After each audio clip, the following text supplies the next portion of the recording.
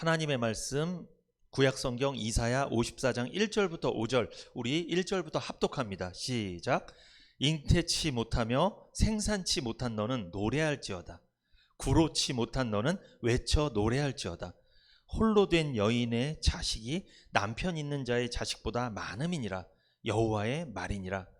내 장막터를 넓히며 내 처소의 휘장을 아끼지 말고 널리 펴되 너의 줄을 길게 하며 너의 말뚝을 견고히 할지어다.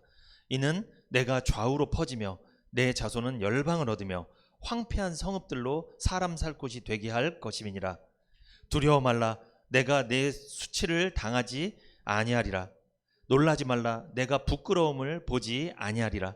내가 내 청년 때의 수치를 잊겠고 과부 때의 치욕을 다시 기억함이 없으리니 이는 너를 지으신 자는 내 남편이시라. 그 이름은 만군의 여호와시며 내 구속자는 이스라엘의 거룩한 자시라. 온 세상의 하나님이라 칭함을 받으실 것이며. 아멘. 이사야 54장 1절부터 5절 중심으로 부흥을 가져오는 믿음이라는 제목으로 오늘 은혜를 나누겠습니다. 오늘 본문은 이사야서입니다. 이사야서는 이사야란 선지자가 기록한 하나님 말씀입니다. 그런데 이사야서는 구약 성경이죠. 예수님이 오기 전에 기록된 성경입니다. 예수님이 이 땅에 오시기 700년 전에 이사야서가 기록되어 있습니다. 그런데 놀랍게도 이사야서를 보면요, 700년 후에 오실 예수님의 모습이 아주 생생하게 그려져 있어요. 그러니까 이사야서를 보면 예수님이네? 딱 알 수가 있어요. 오늘 본문은 이사야 54장인데 여러분 성경을 보실 때는요, 그 장만 보시면 안 되고 그 전의 장 53장에 무슨 내용이 있었는지를 사실 살펴봐야 돼요. 그래야지 54장이랑 연결이 되는 거예요. 그 한 장만 갖고 해석을 하다 보면, 그것만 딱 보게 되면 정확한 해석을 할 수가 없어요. 그래서 오늘은 본문은 이사야 54장이지만 이걸 먼저 보기 전에 이사야 53장을 좀 살펴보겠습니다. 이사야 53장 1절 시작. 우리의 전한 것을 누가 믿었느냐? 여호와의 팔이 네게 나타났느냐? 라고 말씀하죠. 우리의 전한 것을 누가 믿었느냐? 우리가 무엇인가를 전했는데, 말씀을 막 전했는데 그것을 누가 믿었냐는 거예요. 우리가 무슨 소식을 들었는데 700년 후에 이런 일이 일어날 거라고 소식을 들었는데 이것을 전했더니 믿는 사람이 많았다 적었다? 적었다. 누가 믿었느냐? 오늘날도 적죠. 예수님에 관해서 복음에 대해서 전하면 누가 믿겠냐는 거예요. 이거를 안 믿잖아요. 세상 사는 사람들이 누가 믿어요? 안 믿잖아요. 인생을 누리기 바쁜데 누가 이거 예수를 믿겠냐는 거예요. 이 복음을 누가 믿겠냐는 거예요. 이사야 선지자가 복음을 전했는데 아무도 믿지 않았다, 그런 말씀입니다. 그런데 거기 보면 여호와의 팔이 네게 나타났느냐 이렇게 나오죠. 말씀하죠. 여호와의 팔이 나타났다. 이것은 여호와의 구원의 능력과 승리가 나타났다는 말이에요. 유대인들은요, 이스라엘 나라 사람들은 늘 메시아를 기다렸습니다. 지금 예수님이 오시기 700년 전이잖아요. 이게 메시아, 구원자 기다렸어요. 이 메시아란 말은 구원자란 뜻이거든요. 유대인들은 옛날부터 메시아, 구원자를 기다렸습니다. 구원자는 누구냐? 메시아는 누구냐면 구원의 능력을 갖고 승리하는 자, 그가 메시아입니다. 이 땅에 자기들을 구원하고 승리케 하실 왕이 오실 거라는 거예요. 그걸 기다렸어요. 그들은 계속. 그런데 그들이 머릿속으로 상상하고 기다리던 메시아는 어떤 사람이냐면 정말 화려한 왕관을 쓰고 왕의 화려한 옷을 입고 막 말을 타고 군대를 엄청나게 끌고 이렇게 오실 줄 알았어요. 세상에서 가장 높은 권세와 능력을 갖고 오실 줄 알았다는 거예요. 세상 권세를 손에 쥐고 있고, 그리고 그 누구도 이기지 못하는 위대한 인물로 메시아가 올 거라고 그들은 기다리고 있었습니다. 이사야 53장 1절에 여호와의 팔이 네게 나타났느냐? 여호와의 그 구원의 능력과 승리가 결국은 누구를 통해 나타났어요? 사람들이 보기에는 그렇게 보잘것없었던 예수님을 통해 나타났다는 거예요. 그걸 사람들은 믿었다, 안 믿었다? 안 믿었다. 왜? 그들이 기다리던 메시아의 모습이 아니었기 때문에 안 믿은 거예요. 그래서 이렇게 말하는 거예요. 이사야 선지자가 우리의 전한 것을 누가 믿었겠느냐? 여호와의 팔이 누구한테 나타났느냐? 여호와의 능력, 구원의 능력과 승리가 예수님을 통해 나타났는데 여호와의 팔이 누구한테 나타났냐 물어보는 거예요. 여호와의 구원의 능력과 승리가 그토록 비천하고 멸시받는 예수님에게서 나타난다는 것을 도대체 믿을 사람이 어디에 있었겠는가, 그 뜻이에요. 오늘날도 사람들이 예수님을 구원자라고 하면 안 믿습니다. 이단에 빠진 사람들은요, 이단 교주를 구원자라고 믿어요. 교주가 갖고 있는 재산, 교주가 막 성경을 막 풀어. 엄청난 능력이 있는 것 같아. 막 초등학교 출신인데 성경을 잘 알아. 그리고 재산도 많고 능력도 많아. 사람들이 막 수십만 명을 끌고 다녀. 그런 거 보고 아, 메시아다, 구원자다, 이렇게 막 믿는 거예요. 그런데 사실 예수님은요, 초라하게 오셨어요. 어디서 태어나셨어요? 마구간에서. 그리고 평생 지질나게 가난하게 살았어요. 그러니까 사람들이 보기에 예수님은 절대 구원자로 보이지 않았다는 거죠. 여호와의 팔이 누구한테 나타났느냐고 물어보잖아요. 너희들이 생각했던 사람한테 나타나지 않았다는 거예요. 이사야 53장 2절 한번 읽어봅니다. 여러분 읽어보세요. 이사야 53장 2절 시작. 그는 주 앞에서 자라나기를 연한 순 같고 마른 땅에서 나온 줄기 같아서 고운 모양도 없고 풍채도 없은즉 우리 보기에 흠모할 만한 아름다운 것이 없도다. 그는 누구를 말하는 거예요? 이사야를 말할까요? 아닙니다. 700년 후에 오실 예수님을 말하는 거예요. 그러면 그는 주 앞에서 자라나기를 연한 순 같고 마른 땅에서 나온 줄기 같다. 고운 모양도 없고 풍채도 없다. 메마른 땅에서 뿌리를 받고 가까스로 이 돋아난 연한 순 같다.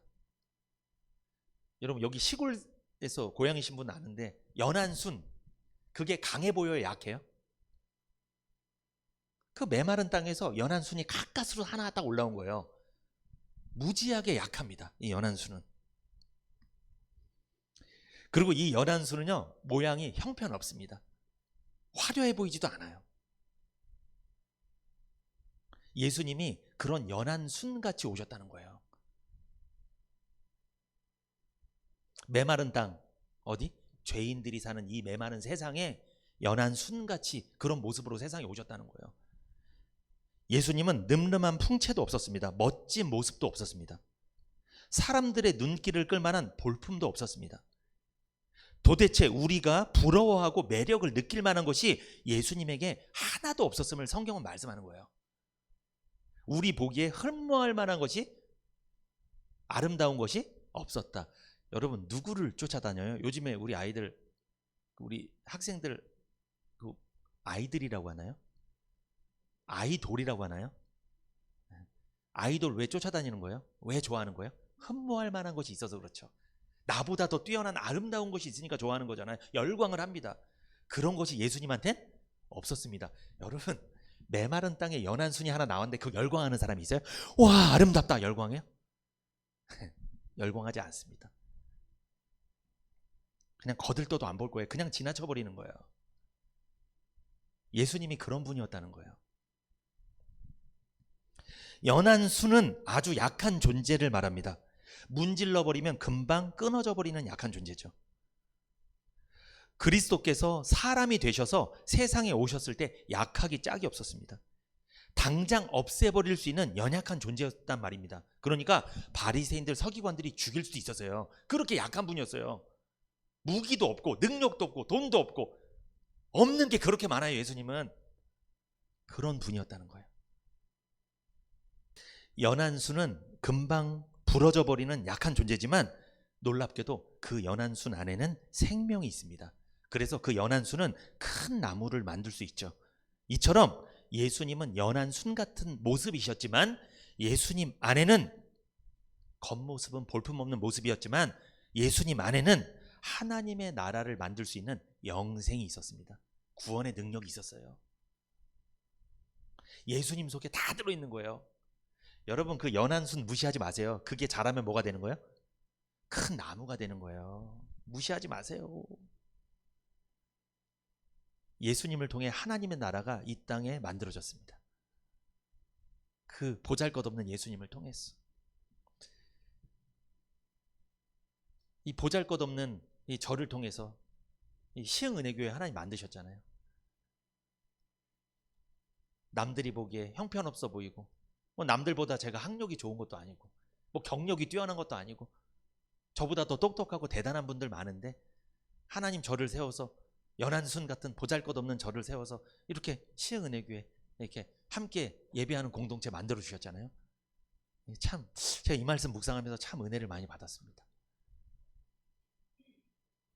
여기 보면 이사야 53장 2절에 마른 땅에서 나온 줄기 같아서란 말이 있죠. 이거는 예수님의 출생이 비천했다는 거예요. 마구간에서 태어나셨죠? 평생 가난하게 사셨습니다. 사람들이 기다렸던 메시아의 모습과는 전혀 딴판이었어요. 그래서 사람들이 예수님을 메시아로 볼 수가 없었다는 거예요. 인정할 수 없었다는 거예요. 이사야 53장 3절을 읽어봅니다. 시작. 그는 멸시를 받아서 사람에게 실어버린 바 되었으며 간고를 많이 겪었으며 질고를 아는 자라. 마치 사람들에게 얼굴을 가리우고 보지 않음을 받는 자 같아서 멸시를 당하였고 우리도 그를 귀히 여기지 아니하였도다. 여기 보면 이사야 53장 3절에 그는 멸시를 받아서 사람에게 실어버린 바 되었으며, 이게 무슨 말씀이냐면 예수님은 메시아였음에도 하나님이신데 본인이 만든 인간들에게 오셨어요. 하나님인데 사람이 돼서. 그런데 환영받지 못했다는 거예요. 왜? 사람들은 겉모습만 보니까. 예수님은 멸시당했습니다. 무시당했어요. 막 조롱당했어요. 그리고 이사야 53장 3절에 간고를 많이 겪었으며 라고 나오죠. 간고를 많이 겪었으며, 이것은 더할 수 없이 심한 고생을 하고 살았다는 거예요. 일반 사람들이 당하는 고생보다 더 극심한 고생을 하고 살았다는 거예요. 왜 이렇게 집은 가난한지. 또 형제들은 많아. 장남이야. 그것도 본인이 먹을 거 동생들 다 줘야 되고, 부모님 도와서 일해야 되고, 고생이란 고생은 다 했습니다. 그리고 거기 이사야 53장 3절에 보면 질고를 아는 자라라고 나오죠. 이 질고, 이것은요 질병으로 당하는 고통을 말하는 거예요. 그러니까 여쭤볼게요. 예수님도 하나님이시지만 사람으로 오셨잖아요. 이 세상에서 살면서 병에 걸렸을까요? 안 걸렸을까요?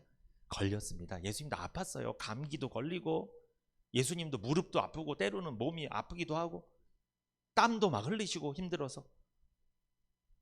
우리가 당하는 질병을 그대로 당하셨어요. 하나님이라고 예외가 아닙니다. 사람으로 오셨기 때문에 그대로 다 당하셨어요. 예수님은 우리가 살면서 당하는 간고와 질고를 똑같이 다 당하셨습니다.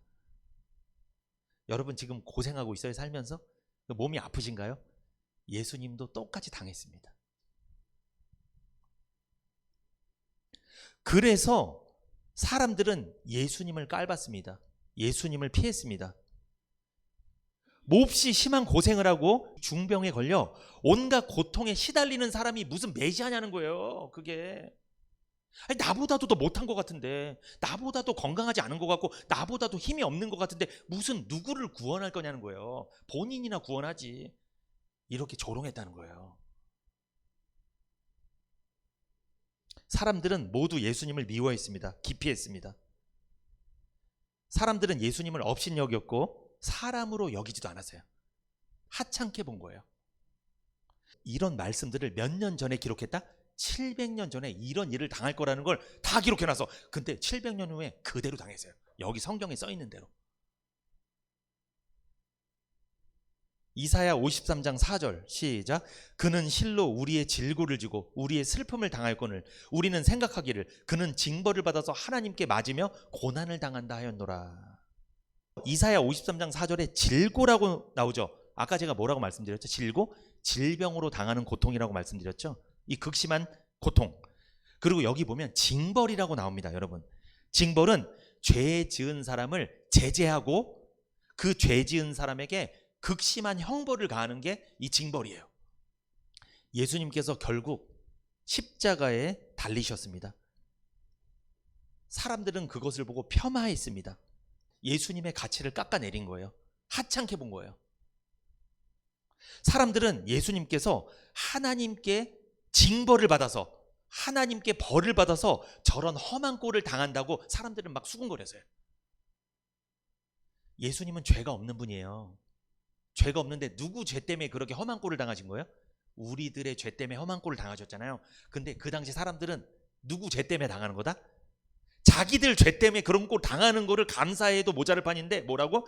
에이, 뭔가 잘못을 했으니까 저 꼴을 당하지. 제대로 인생을 살아야지. 에이, 저렇게 살면 못 써. 에이.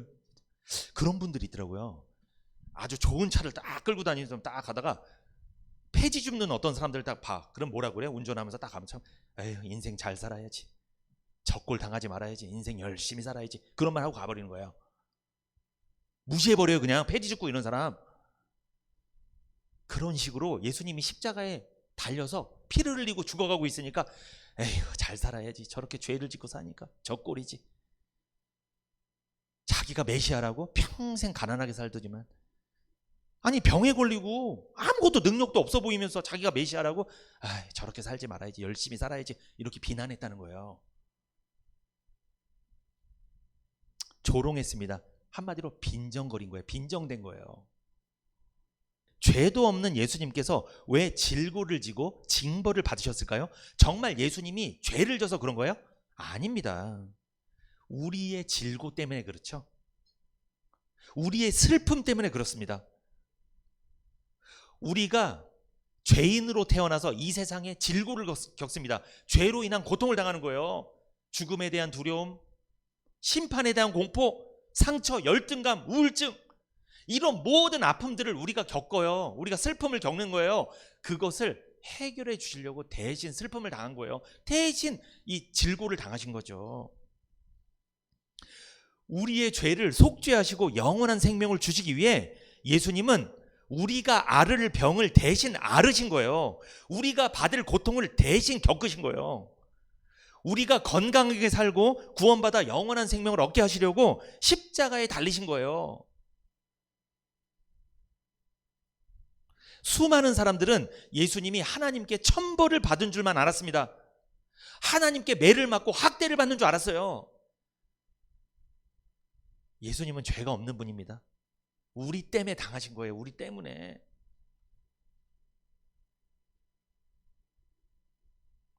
부모님들도요, 누구 때문에 욕 많이 먹죠? 자녀들 때문에. 근데 부모님이 감수합니다.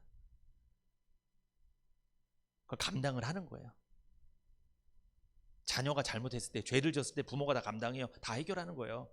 마치 그처럼 예수님이 대신 감당하신 거예요. 왜? 예수님이 감당해야 우리가 천국 갈 수 있으니까, 우리가 영생을 얻을 수 있으니까. 주님이 우리를 사랑하셔서 이 모진 꼴을 당하신 거예요.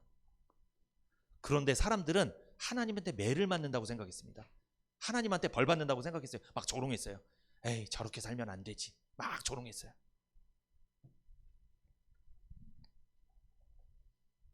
이사야 53장 5절 같이 읽어봅니다. 이사야 53장 5절 시작. 그가 찔림은 우리의 허물을 인하며 그가 상함은 우리의 죄악을 인함이라. 그가 징계를 받음으로 우리가 평화를 누리고 그가 채찍에 맞음으로 우리가 나음을 입었도다. 아멘. 우리는요, 1시간 후에 어떤 일이 일어날지도 예상하지 못하고 사는 그런 인생들입니다. 그런데 700년 전에 예언했던 이 말씀이 700년 후에 그대로 이루어졌다는 거예요. 대단하죠. 예수님께서 결국 700년 전에 기록된 이 이사야 53장 5절 말씀처럼 예수님은 가시면류관에 찔리셨죠. 그리고 창의 옆구리가 찔리셨고 죽으셨습니다. 이게 무슨 뜻이에요? 가시면류관. 제가 그 가시를 봤거든요. 가시가 이만해요. 길이가 이만해요. 그걸 쓰면요, 머리로 들어가요, 가시가. 이게 고통이 보통 고통이 아닐 거예요. 아마 피가 줄줄 흘 겁니다, 몸에 다. 머리로 들어가는 거예요, 가시가. 얼마나 아프겠어요. 그 가시면류관을 썼습니다. 막 로마 병사들이 막 눌렀어요. 그 가시를 더 찔리라고. 그리고 예수님은 옆구리에 창에 찔리셨죠. 이것은요, 우리의 원죄를 해결하기 위한 예수님의 대속이셨어요. 원죄는 뭡니까? 하나님 앞에 반역한 죄. 아담이 선악과를 따먹고 하나님을 배신한 죄, 하나님을 떠난 죄, 이게 원죄입니다. 그 아담의 원죄, 그 원죄를 우리가 다 물려받았잖아요. 모든 사람들이 다 물려받았잖아요. 이 원죄를 해결하기 위해서 예수님이 가시면류관에 찔리고 창에 옆구리가 찔리신 거예요.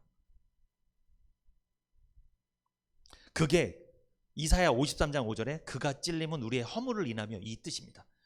그리고 이사야 53장 5절 보면 그가 상함은 우리의 죄악을 인함이라 나오죠. 이것은 무슨 뜻입니까?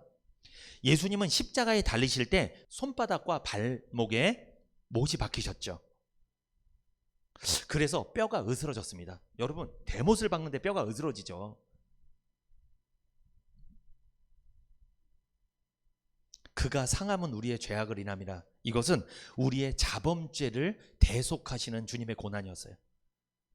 자범죄가 뭡니까? 우리가 살면서 짓는 악행들.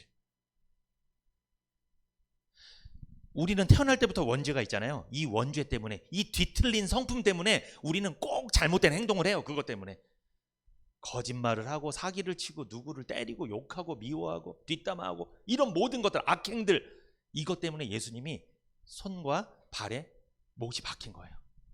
뼈가 으스러질 정도로. 그 악행을 해결해 주기 위해서, 그 죄악을 해결해 주시기 위해서. 이사야 53장 5절에 보면 그가 징계를 받음으로 우리가 평화를 누렸다고 말씀하죠.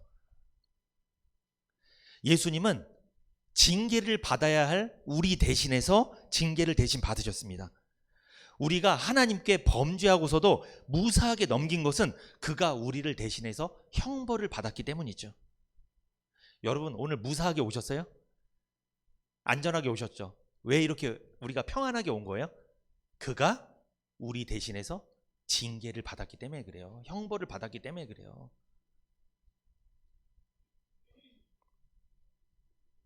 예수님이 우리 대신해서 징계를 받으신 결과 우리는 평안을 누리게 됩니다. 화평을 얻게 됐죠. 그래서 하나님과 사람들과 화평하게 살게 됐다는 거죠.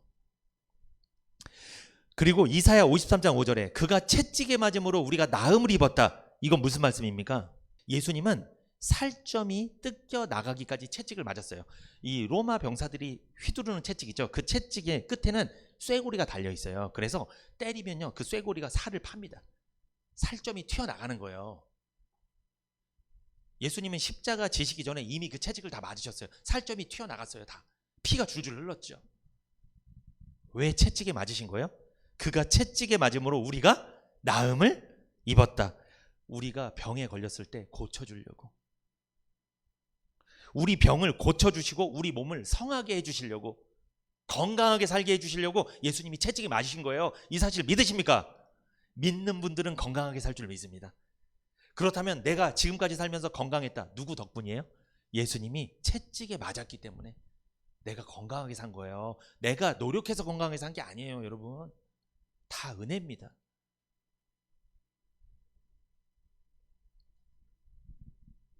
우리가 이런 은혜를 입었어요. 공짜로 거저 입었습니다. 값없이. 그런데 여러분, 이사야 53장 6절 같이 읽어봅니다. 이사야 53장 6절 시작. 우리는 다 양 같아서 그릇 행하며 각기 제 길로 갔거늘 여호와께서는 우리 무리의 죄악을 그에게 담당시키셨도다. 이사야 53장 6절 보면 우리는 어떤 존재래요? 양 같은 존재라고 말씀합니다. 그런데 그릇 행하며 각기 제 길로 갔거늘, 이게 무슨 뜻이에요? 길 잃은 양이 제멋대로 사는 것을 말하는 거예요. 여러분, 죄인들은 제멋대로 살죠. 하나님 말씀대로 살지 않잖아요. 그런데 성경에 보면 사람을 양으로 비유합니다. 죄인들을 양으로 비유해요. 그래서 우리는 다 양 같아서, 예를 들어서 우리는 다 사자 같아서, 우리는 다 호랑이 같아서, 그렇게 말씀 안 했어요. 우리는 다 강아지 같아서, 이러지 않아요. 우리는 다 양 같아서. 그렇다면 이 양이 무슨 특징이 있다는 거예요, 여러분. 양, 양고기만 드시지 마시고 이 양의 특징을 말씀드리겠습니다. 여러 가지가 있는데 대표적으로 양은요, 방향 감각이 없습니다. 그래서 반드시 길을 안내하고 인도하는 목자가 있어야 합니다. 목자가 없으면 양은 길을 잃어버립니다. 그래서 사나운 늑대나 이리에게 잡혀 먹습니다. 양은요, 자기 집에서 나왔는데 자기 집을 스스로는 못 찾아갑니다. 목자가 없는 양은 길을 잃게 되며 결국 죽음을 맞이하는 거죠. 하나님이 창조하신 동물 중에 개가 있습니다. 강아지, 그리고 철새가 있어요. 신기합니다. 그들은 자기가 머물렀던 곳을 정확히 찾아갑니다. 그런데 양은 그런 능력이 없어요. 우리 인간이 그렇죠? 우리 인간은 세상의 죄인으로 태어났습니다. 평생 죄만 짓다가 영원히 지옥으로 가버리는 거예요. 우리 스스로의 힘으로는, 종교로는 절대로 하나님께 돌아갈 수 없습니다. 그게 마치 양과 같다는 거예요. 그리고요, 우리는요, 방향 감각이 없어요. 하나님이 우리를 인도해 주시지 않잖아요. 하나님 말씀을 해주지 않으면 우리는 제멋대로 살아요. 내 마음대로 살아요. 그게 맞는 줄 알고 산다니까요. 어쩜 이렇게 양과 같을까? 그리고 우리는요, 하나님을 자주 배신해요. 만약에 우리가 강아지 같았으면 배신 안 했겠죠. 여러분, 강아지는 배신 안 해요. 주인을 얼마나 찾는데. 근데 양들은요, 목자 없으면 제멋대로 삽니다. 그냥. 털은 왜 이렇게 자라는지, 양이 막 털이 자라. 그러니까 자기들끼리 살다가 털이 엉켜 그냥 막 싸워. 그러니까 양은 잘 싸워. 아주. 그 지저분해. 그리고 막 뒹굴고 막 그래서 누군가 관리를 해줘야 돼. 깎아줘야 돼. 여러분, 하나님이 우리를 말씀으로 깎지 않잖아요. 말씀으로 우리를 다듬지 않으면 우리 엉망인 거예요. 우리는 그냥 세상에서 불신자보다 더 못하게 살 수도 있어요.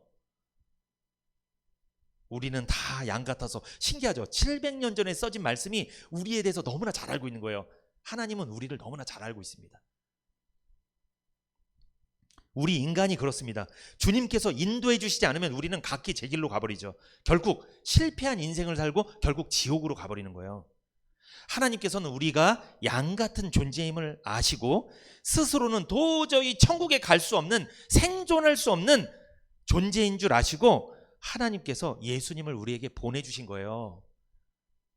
그래서 목자 되신 예수님께 우리 모든 죄를 담당시키신 거예요. 우리가 감당이 안 되니까. 양들은 스스로는 도저히 아무것도 못하니까, 감당이 안 되니까 그 양들의 문제를 목자에게 감당시키신 거예요. 하나님이 예수님에게 담당시키셨다는 거죠. 그러므로 예수님은 우리의 목자이신 줄 믿습니다. 예수님이 우리의 목자예요. 우리를 천국까지 데려가는 목자라고요. 우리 스스로는 절대로 천국에 못 찾아갑니다. 예수님이 알고 있어요, 천국을. 그래서 예수님 말씀을 믿어야 되는 거예요. 그래야 천국 가죠. 결국 우리는 목자 되신 예수님을 따라서 천국으로 돌아가게 돼 있습니다. 이사야 53장에 제가 1절부터 6절까지 다 말씀을 드렸어요. 그런데 이 말씀은 예수 그리스도의 구속의 은혜를 말씀하는 거예요. 결국 놀랍게도 700년 전에 기록되었다는 것입니다.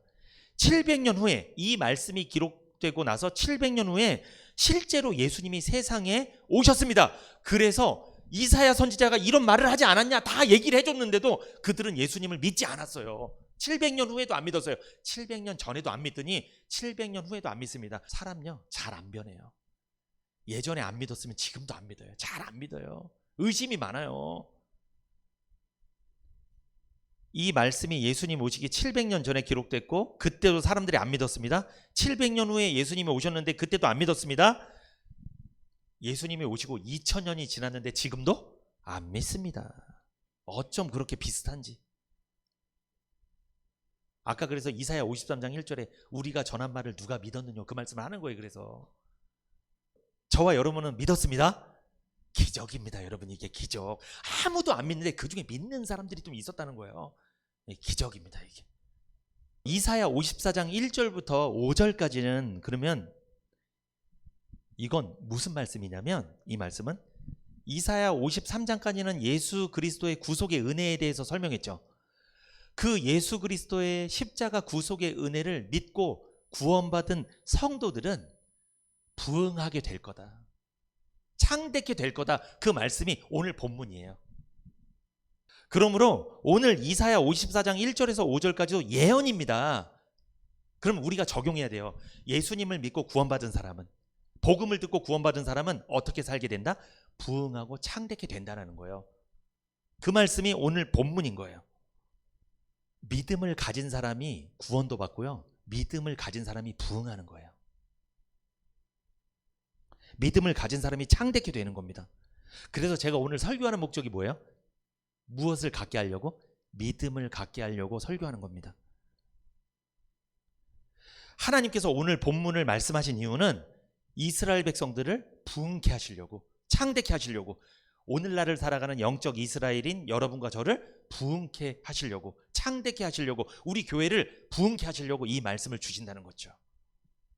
부흥을 경험하려면, 부흥을 체험하려면 믿음을 갖고 있어야 됩니다. 그렇다면 어떤 믿음을 가져야 할까요? 한 가지만 살펴보겠습니다. 첫 번째, 여러분 부흥하고 싶어요? 교회도 부흥하고, 가정도 부흥하고, 사업도 부흥하고, 우리 자녀들도 부흥하고, 우리 직장도 부흥하고, 우리 나라도 부흥하고 싶으면 첫 번째, 부흥을 주시는 하나님을 기대하는 믿음을 가져야 합니다. 부흥을 주시는 하나님을 기대하는 믿음을 가져야 됩니다. 이사야 54장 1절부터 2절 시작. 잉태치 못하며 생산치 못한 너는 노래할지어다. 구로치 못한 너는 외쳐 노래할지어다. 홀로 된 여인의 자식이 남편 있는 자식이 자식보다 많음이니라. 여호와의 말이니라. 내 장막터를 넓히며 내 처소의 휘장을 아끼지 말고 널리 펴되 너의 줄을 길게 하며 너의 말뚝을 견고히 할지어다. 이사야 54장 1절을 잘 보세요. 한번 보세요. 여기 하나님이 이해가 되지 않는 말씀을 하셨는데 그게 뭐냐? 잉태치 못하며 생산치 못한, 즉 아이를 낳지 못한 여인을 보고 기뻐하라고 합니다. 여러분, 이 당시에는 아이를 낳지 못하고 잉태치 못하면 기뻐해야 돼요? 슬퍼해야 돼요? 오늘날은 사실은 아이를 안 낳아도 그냥 무난하게 살잖아요. 그냥 일부러 안 낳고 사는 사람도 있잖아요. 오늘날을 생각하지 말고 이 당시 문화는요, 혈통을 이어야 돼요. 반드시. 왜? 내 혈통을 통해 누가 오실 거니까? 메시아 예수님이 오시는 혈통을 반드시 이어야 돼요. 그래서 여자는 아이를 낳는 게 목표예요. 목표. 그런데 지금 하나님 뭐라고 말씀하세요? 아이를 낳지 못한 여인아 기뻐하라 그럽니다. 기뻐할 수 없는데 기뻐하라는 거예요. 이해가 안 되는 말씀이에요. 이게 무슨 말씀이에요? 여기 보면 구로치 못한 너는 외쳐 노래할지어다 그러죠. 여러분, 구로하면 여기 구로동을 말하는 게 아니고 이 구로가 뭐예요, 여러분? 구로는요, 자식을 낳고 기르는 수고를 말하는 거예요. 구로, 자식을 양육하는 수고, 이게 구로입니다. 그런데 여기 보세요. 구로치 못한 너는 외쳐 노래할지어다. 구로치 못했다는 건 아이를 낳았다는 거예요? 못 낳았다는 거예요? 아이를 낳은 적이 없으니까 양육할 게 없는 거예요. 수고한 적이 없는 거예요. 그냥 여자 혼자 사는데 기뻐하라는 거예요. 그리고 노래를 부르라는 거예요. 여러분, 노래 언제 불러요? 기쁠 때. 아니, 나는 지금 아이가 없는데 기쁜 상황도 아니고 노래를 부를 상황이 아닌데 하나님은 기뻐하고 노래를 부르라는 거예요. 이사야 54장 1절에 홀로 된 여인, 이 사람은 누구를 말하냐면 과부를 말하는 거예요. 남편이 없는 사람. 과부는요, 당시에요, 가장 비천한 사람이었어요. 가장, 이 계급으로 따지면 가장 낮은 사람이 과부예요. 아무도 주목하지 않는 사람, 아무도 도와주지 않는 사람. 요즘에는 혼자 된 사람들 막 도와주고 이런 정책이 있죠. 이 당시엔 그런 나라가 아니라니까요. 남편이 없으면 무시당해요. 그냥 이 당시에는 아무도 안 도와줘요. 그러니까 홀로 된 여인은 어떻게 되는 거예요? 그렇게 살다가 죽는 거예요. 비참하게. 그런 시대 상황이었어요, 여러분. 그런데 이것은요, 육적인 말씀이 아닙니다. 이건 현상적으로 볼 문제가 아니에요. 이것은 영적인 말씀입니다. 여러분, 여기 보면 잉태치 못하고 생산치 못하고 구로치 못한, 그리고 홀로 된 여인은 누구를 말하는 걸까요? 그것은 과부, 누구를 말하는 거예요? 이스라엘 백성들이 하나님께 불순종하고 범죄해서 바벨론의 포로로 잡혀가 있는 상태를 말하는 거예요. 그러니까 지금 하나님께 죄를 져서 벌을 받아서 바벨론 포로 생활에, 그가 바로 홀로 된 여인이라고 말하는 거예요. 과부라는 거예요. 너는 잉태치 못했다는 거예요. 생산치 못했다는 거예요. 이사야서 지금 우리가 보는 이 본문 말씀이 바벨론 포로 생활하는 사람들에게 주신 말씀이에요. 그 누구도 도와주는 사람이 없는 사람이 과부입니다. 도움을 못 받으니까 소망이 없습니다. 희망이 없습니다. 바벨론의 포로로 잡혀가 있던 이스라엘 백성들의 상태가 과부의 상태와 같았다는 거죠. 그런데 과부 같은 홀로 된 이스라엘 백성들에게 하나님은 기뻐하고 노래하라고 말씀합니다. 왜 하나님은 포로 생활 중인 이스라엘 백성들에게 기뻐하고 노래하라고 말씀하셨을까? 왜 기뻐하고 노래하라는 거예요? 무슨 은혜를 받았어요? 이사야 53장에서 예수 그리스도를 통해 구속의 은혜를 받았죠. 구원 받았으니까 기뻐하고 노래하라는 거예요. 비록 지금 포로 생활을 하고 있을지라도 무엇을 받았으니까? 구원 받았으니까 기뻐하고 노래하라는 거예요. 이사야 54장 1절 보세요. 이사야 54장 1절에 보면 홀로 된 여인의 자식이 남편 있는 자의 자식보다 많음이니라고 나오죠. 이게 말이 돼요? 아니, 남편 없는 과부가 남편 있는 자의 자식보다 많을 수가 있어요? 말이 안 맞죠? 이게 무슨 뜻입니까? 이 말씀을 해석하기 위해서는요, 신약 성경으로 가봐야 돼요. 바울이 기록합니다. 갈라디아서 4장 27절을 보면 해석을 할 수가 있어요. 갈라디아서 4장 27절 같이 읽어봅니다. 기록된 바 잉태치 못한 자여 즐거워하라. 구로치 못한 자여 소리질러 외치라. 이는 홀로 사는 자의 자녀가 남편 있는 자의 자녀보다 많음이라 하였으니. 바울은요, 갈라디아서 4장 27절, 이건 신약이잖아요. 이 말씀은 어디를 인용한 거예요? 이사야 54장 1절을 바울이 인용해서 말씀을 기록한 거예요. 갈라디아서 4장 27절에. 그런데 여러분, 갈라디아서 4장 28절에서 29절을 같이 읽어봅니다. 그 바로 뒤에 있죠. 갈라디아서 4장 28절에서 29절 시작. 형제들아, 너희는 이삭과 같이 약속의 자녀라. 그러나 그때 육체를 따라 난 자가 성령을 따라 난 자를 핍박한 것 같이 이제도 그러하도다. 여러분, 이게 무슨 말씀이에요? 이 말씀은 배경을 아셔야 돼요. 아브라함이라는 사람이 있었습니다. 유대인의 조상입니다. 이 자식 하나 없던 아브라함이 하나님께서 약속하신 자녀를 기다렸습니다. 그가 75세 때 약속의 땅에 왔는데 자녀가 없어요. 계속 하나님 자녀를 약속했는데 기다렸습니다. 기다리다 못해 본처가 아닌 첩에게 아들을 하나 낳았습니다. 그 아들의 이름이 이스마엘입니다. 이스마엘은 약속을 따라 낳은 자녀가 아니라 육체를 따라 낳은 자녀예요. 그렇게 이스마엘이 13살이 되던 때에 하나님께서 아브라함에게 다시 찾아오셨습니다. 그래서 약속의 자녀 이삭을 주겠다고 말씀하셨고, 그 약속대로 아브라함이 100세 되던 해에 이삭을 낳았습니다. 그런데 이삭이 1살일 때 이스마엘은 13살이잖아요. 그러면 어떻게 할까요? 우리도 첫째가 둘째 엄마가 낳으면 괴롭혀. 막 꼬집어, 막 때리고 막 꼬집어. 안 보는 데서. 이스마엘이 13살이고 동생이 딱 나왔어. 근데 동생은 본처에서 나온 거예요. 이스마엘은 첩에게 나온 거고, 막 꼬집어, 때리고 막 괴롭혀. 핍박을 해 막. 13살인 이스마엘이 겨우 1살 배기인 이삭을 심하게 조롱하고 괴롭히고 비아냥거렸습니다. 핍박했습니다. 이게 육체적으로 설명한 거고, 영적으로 설명하면 여러분, 이스마엘은 구원받지 못한 세상 사람의 모형이에요. 불신자의 모형이에요. 이스마엘, 육체를 따라 낳은 자. 그렇다면 이삭은 어떤 사람일까요? 갈라디아서 4장 28절에 형제들아, 너희는 이삭과 같이 약속의 자녀라. 하나님이 약속하셔서 낳은 자녀가 이삭입니다. 그런데 이스마엘은 하나님이 약속하지도 않았는데 자기가 낳은 거예요. 불신자예요. 그러니까 하나님 믿는 사람이 아니에요. 예수 믿는 사람이 아니에요, 이스마엘은. 그런데 이스마엘이 이삭을 괴롭혔잖아요. 한마디로 구원받지 못한 세상 불신자들이 구원받은 성도를 조롱하고 비아냥거리고 핍박한다는 거예요. 이스마엘이 동생 이삭을 괴롭혔다는 거, 핍박했다는 것은 앞으로 장차 구원받은 성도를 구원 못 받은 사람들이, 세상 사람들이 비난하고 조롱하고 핍박할 거라, 이것에 대한 모형입니다. 그러니까 모형. 미리 성경에 보여주신 거예요. 1살 배기인 이삭보다 이스마엘이 작아요, 커요? 큽니다. 이게 무슨 뜻이에요? 당연히 크죠. 1살이 뭐가 크겠어요? 조그만데. 13살은 다 이미 중학생 정도 되는 건데. 크죠? 구원받은 성도가 이 세상을 살아갈 때 세상 사람들이 훨씬 더 커 보일 때가 많죠. 한 살배기 이삭보다 13살이나 먹은 이스마엘이 더 크지 않겠습니까? 바벨론에서 포로 생활 중인 이스라엘 백성들도 똑같이 느꼈을 것입니다. 바벨론 제국이 포로 생활하는 이스라엘 백성들보다 커 보였겠죠.